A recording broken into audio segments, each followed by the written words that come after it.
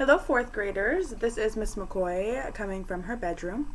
So this week we are talking about length, and you have learned now that there are two types of measurement systems, the customary measurement system and the metric measurement system. In the United States we use the customary, so those are going to be the terms you're probably most familiar with.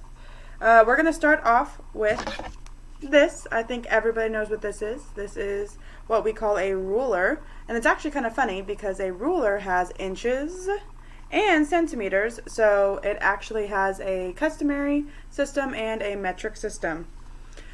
So we know that there are different types of measurement, so now we have a ruler, and I believe most of us know that a ruler is also called a foot.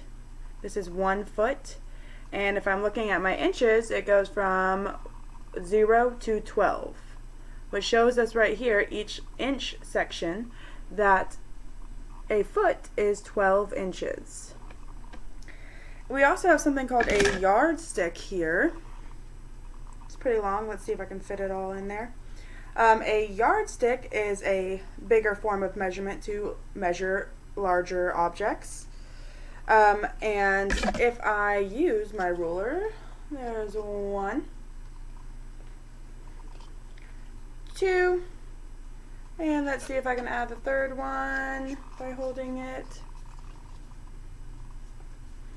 and 3. So looking here, 3 rulers or 3 feet equals 1 yard.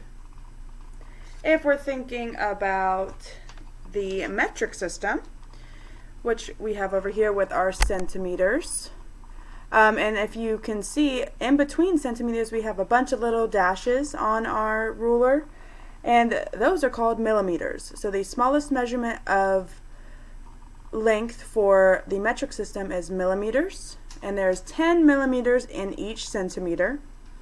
And then moving on from centimeters, we would go up to meters.